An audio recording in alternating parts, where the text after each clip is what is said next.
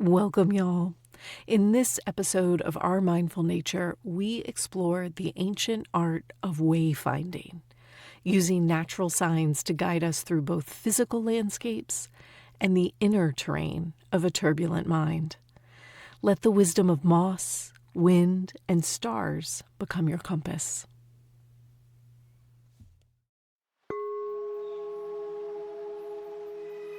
Welcome. You are listening to Our Mindful Nature, a podcast helping healers and those searching for healing respond to anxiety, overwhelm, or depression with nature-inspired meditations for better mental health. I'm your host and meditation teacher, Meryl Arnett. This podcast is recorded from my live Monday night meditation class. If you would like to access today's meditation practice or nature soundscape as a standalone audio file for your daily use, please subscribe to my newsletter at merylarnett.com. All right, y'all, grab a cup of tea, pop in your headphones, and find a comfy seat.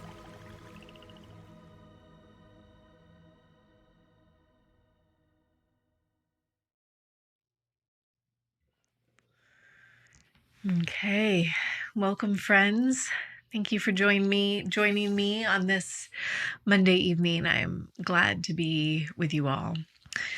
So this class is devoted to wayfinding and waypoints, establishing waypoints to help us navigate turbulent times. And I'll tell you that the way this sort of came into fruition actually came from a Substack article. And there have been several sort of along the same lines recently. And I feel like I have mentioned them to you guys before in class, but I've read several of these articles over the last couple months that have been some sort of list. And they're titled things like, 50 tiny ways to resist, or 30 ways to stay engaged in the political climate. They're like these list of like little things we can do to connect and stay active and stay participatory, even as we're getting overwhelmed and wanting to sort of shut down and run away. And some, they have a lot of the same things on them, but some of these lists are brilliant, truly brilliant and creative and interesting. And in one such list, and this was it was like 80 things. It was a long list, right? But there was one that really jumped out at me. And the author's prompt was create a folder called waypoints and put anything inside it that helps you navigate. And nobody else had that on their list. So it really caught my attention. And I was like, this is actually brilliant to have a folder. I made just a folder on my phone to put, the meme that is helpful and the song or a link to an article that was useful. Like just the things that help me go, right, take a deep breath, drink the water, show up for the next moment, right? It was helpful. And so I'm thinking about this folder and I have the word waypoints floating in my mind. And then I remember this brilliant article, 2018 essay written by cultural ecologist David Abram, who's such an interesting thinker. And the article was titled Magic and the Machine. And it was this really interesting reflection on this moment in time where perhaps some of us are feeling like interest, excitement, hope, curiosity around these profound technological leaps that are happening in our time, and or also feeling deep concern for climate crisis. And there's like a place that these things meet. And he's exploring this in the essay. But he writes, natural signs, like the moss on the north side of trees, serve as waypoints, grounding us in the landscape and ourselves. And then he continues on a discourse about the ways we have become so reliant on GPS navigation. And I don't know if you find yourself like sometimes you're using GPS and you're like, I think I know where I'm going, but just in case, I'll put it on so I don't get lost, right? So he continues, as we rely more on GPS devices, our innate ability to navigate the world diminishes, leading to a loss of direct engagement with our surroundings. And what I'm thinking, what I'm wondering, if we pull that thread of thought forward into this moment, into this current chaotic climate that we are existing in, if we reestablish some of those natural waypoints, if we reestablish one or two small navigation skills in the natural world, in the literal landscape around us, will it also help us navigate the internal and interdependent landscapes within which we must navigate? And so I thought, let's do that. Let's just pull a couple natural waypoints and let's see how they help us to navigate. So I tried to pick some that feel, I hope, really obvious or easy to connect with, right? And we'll start with a pretty big seasonal one, okay? So, and let me specify, because this will be on the podcast, so I should specify. These waypoints are voiced from the lens of being in the Northern Hemisphere, because that's where I am and the people in this class are. And if you're in the Southern Hemisphere, you will have to tweak this to be correct for the season and location that you're in.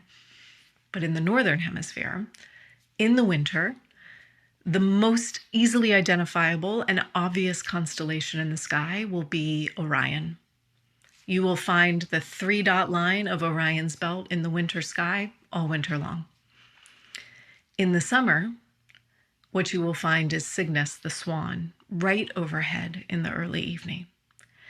And so if there was no other clue, you had no idea based on temperature, you didn't have a calendar, if you walked outside and you looked up and you saw the belt or you saw the swan, you could place yourself in seasonality.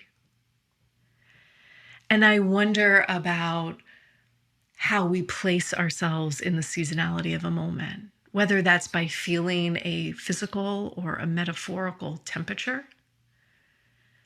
pausing long enough to notice, am I hot? Am I running hot? Am I cold? Am I lukewarm? Do I need to add a layer? Do I need to take something off? What will allow me to be the most comfortable in this moment? Another one we could think of quite obviously is that the sun in the Northern Hemisphere rises in the east and sets in the west. And at noon, the sun is in the southern sky. So morning, noon, night, you know a direction that the sun is in. And thinking about knowing the direction, the placement of yourself in space and time.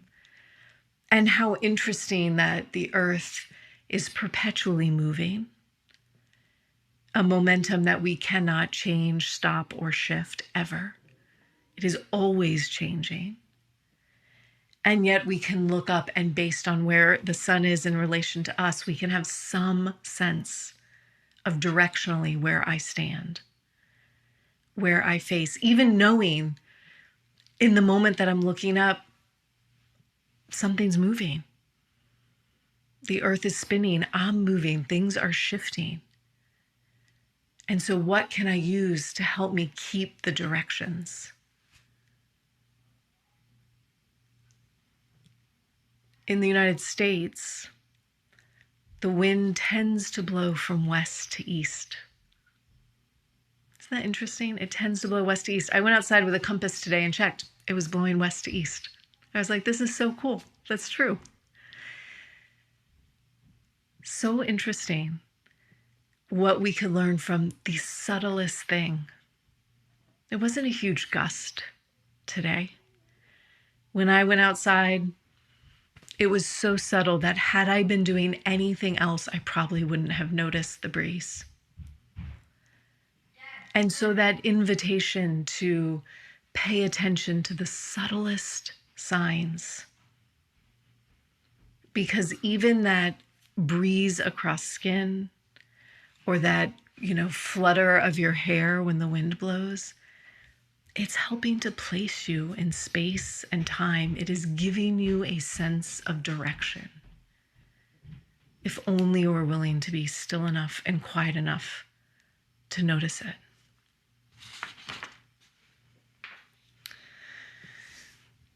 The last one that I brought for us this evening is the moss line. The moss line tends to be visible in wetland areas, right? And it exists at the highest water level, because any part of the land that is routinely flooded and inundated with water, moss is not going to grow. It's going to be quite stunted or even killed off. So where the moss is, like the water really doesn't get much higher than that. It would be very rare that it would. And this one's a really interesting one to think about internally. Like, where's my flood zone? What floods my system, and how regularly am I inundated? And if I can establish that moss line, does that help me know where to sit so that I can watch, so that I can notice and feel when a flood might be coming? When I might need to ground a little bit more or move to higher ground to support myself. And we don't have to remember all of these, but you might pick one and say to yourself, I'm going to pay attention to this week. If you walk near water, I'm going to look for the moss line. If nothing else, I'm going to notice when I look out the window, do I see the sun rising or not? Am I looking east? Am I looking west, north or south, right? I might give myself just that sense of direction. You might challenge yourself by turning off the GPS one day and seeing if you can navigate without it. And in doing so, does it help us establish the internal navigation system that we need to move through our day in a way that maybe feels a little bit more sure-footed or a little bit steadier? If we go back to David Abram one more time, he writes, by attuning ourselves to the rhythms and signs of the natural world, we reclaim a form of navigation that is both ancient and deeply personal. We're reclaiming a way to tune, to hone our inner compass. And I find that is so necessary in this moment when chaos is meant to overwhelm us. It's meant to be so much that we go, I can't do any more. I have to shut it off and not pay attention. And our work is to say, nope. I found the moss line. I'm going to sit right here. I'm not going to get flooded, because I have all the waypoints along the way. And this is going to take supreme presence and patience from each of us, because it's quite possible we have no waypoints at this moment. What if you haven't needed any? What if you've done just fine asking, your GPS or one of the AI assistants that I'm not going to name because she'll start speaking to me right now. You say the name and then you ask the question and you get the answer. And we're so used to that we've sort of let go of the ways that we might navigate ourselves. And now this moment is saying, whoops, take a step back and let's reestablish some of those waypoints.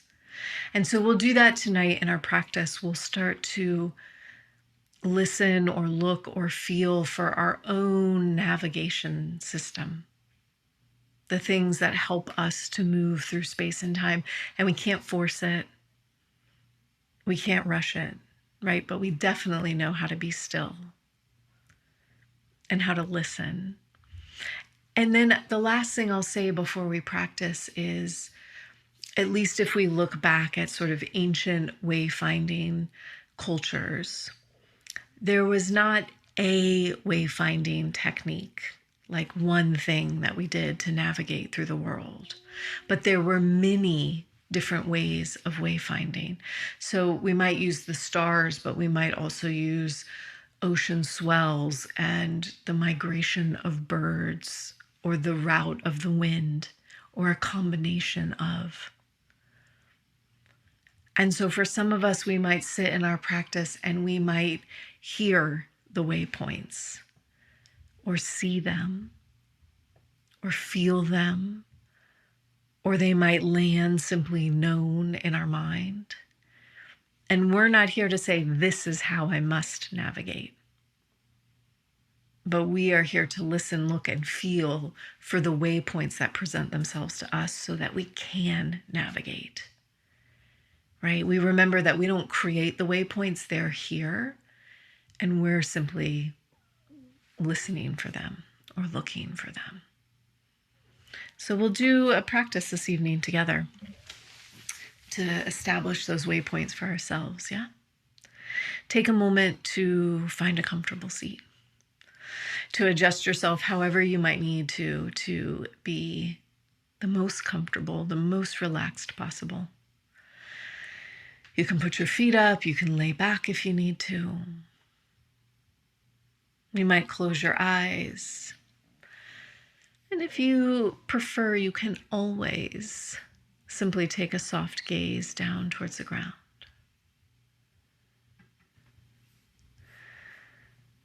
And together as a group, as we land here, you'll hear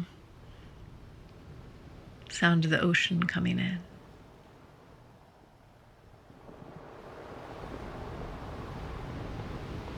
We'll drop a little bit more fully into our bodies and into this moment as we take a deep breath in.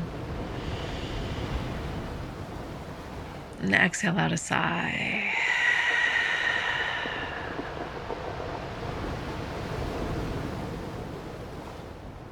And then we'll just do that once again, inhaling deeply.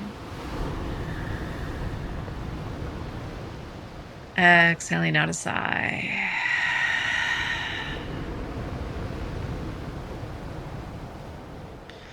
And then allowing your breath just to flow.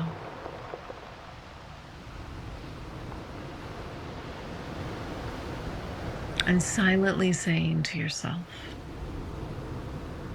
now is my time to meditate.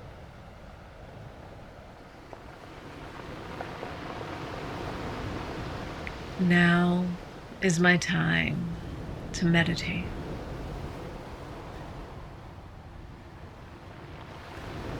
And as you say those words to yourself, perhaps you can drop a little heavier into your body, into the cushions beneath you.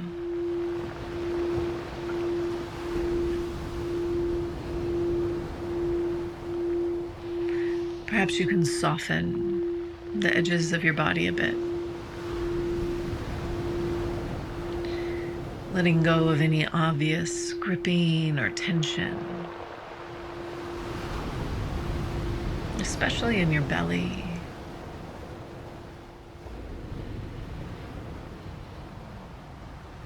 In your chest.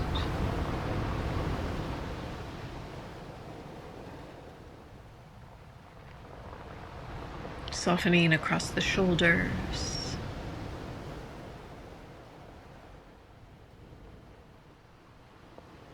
Along the jaw and the inside of the cheeks.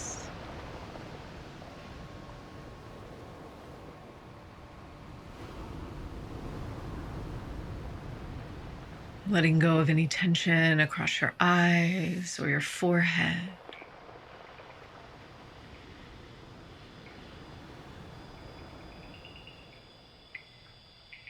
And then feeling this next breath in a bit softer of a body.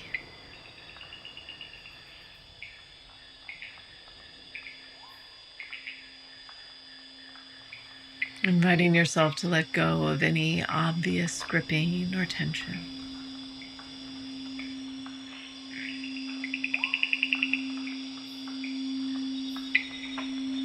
To let go of any sense of needing to control or force the practice.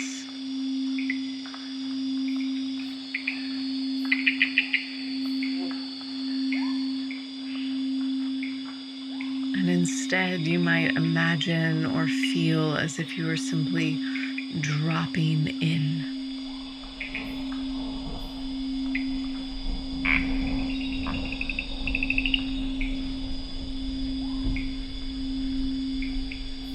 Letting your ears open up to take in the sounds fully.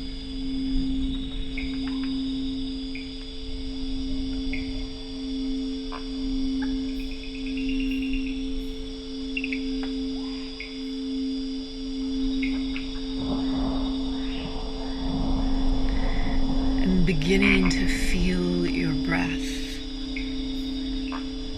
as it moves through you.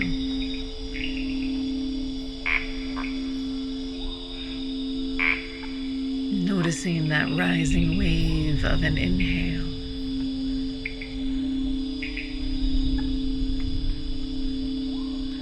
And that sense of falling away on the exhale.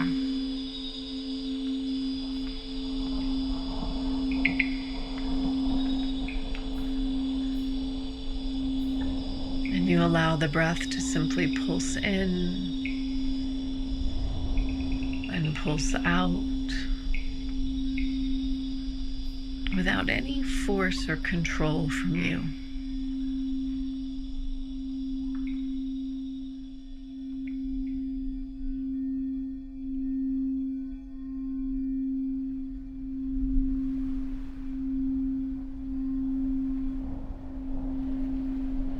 And in the same easy way, the sun rises and sets.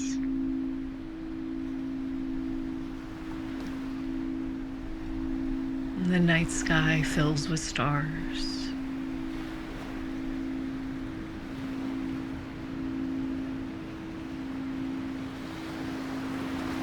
The ocean tide moves in and out.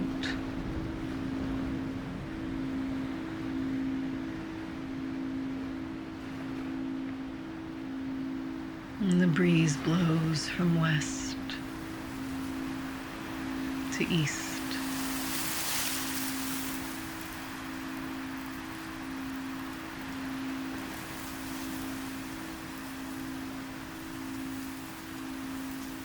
And our only work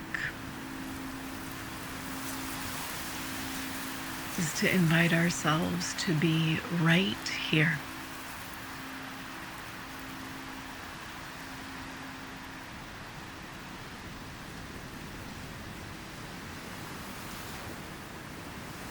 To land so fully, so presently in this moment.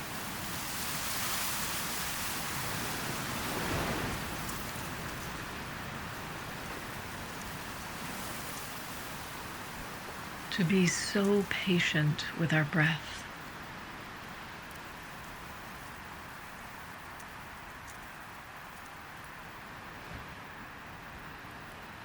That we allow all the natural waypoints to make themselves known.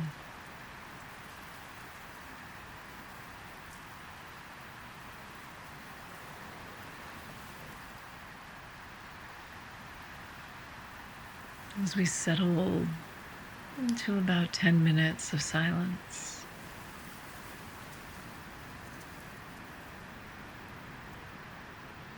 you might find yourself listening.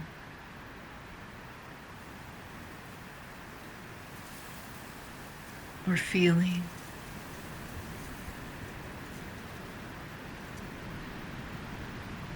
Or simply sensing.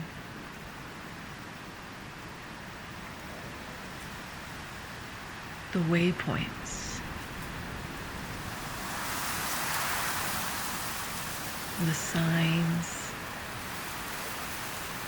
the experiences,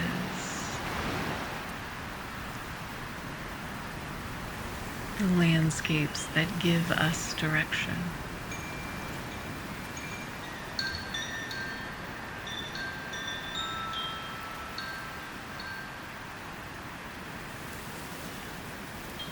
Let's sit now a few minutes in silence.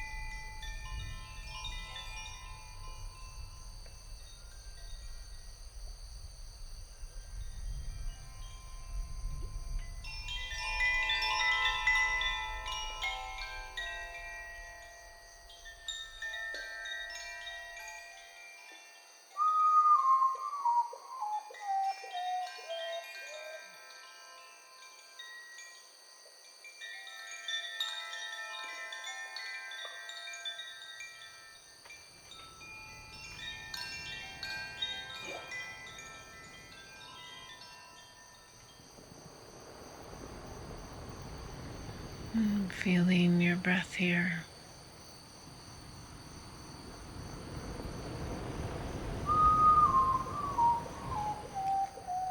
Feeling all the waypoints present for you.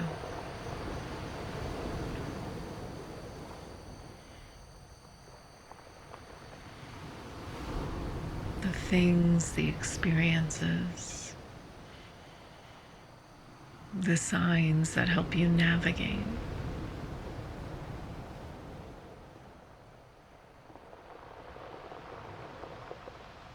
And letting that knowledge be as it is, we let our breath deepen a little bit. And we might wiggle into fingers and toes, feeling your edges.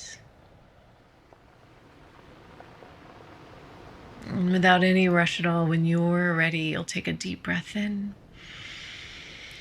And you'll exhale out a sigh. Taking all the time you need to release your practice. And to open your eyes once again.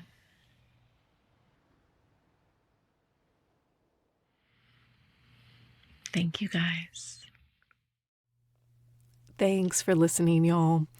Just as ancient wayfinders relied on many points of reference to chart their course, you too have access to subtle internal and external signs guiding you through life's uncertainties.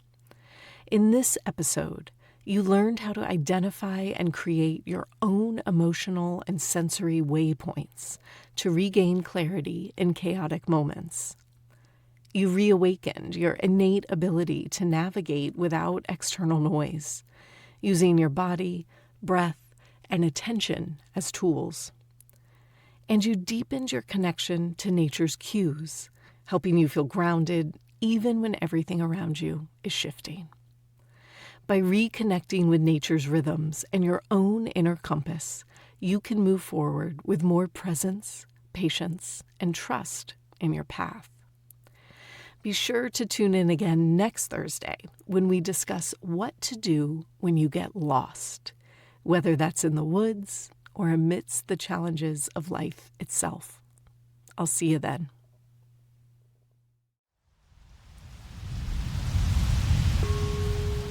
Thanks for listening to Our Mindful Nature.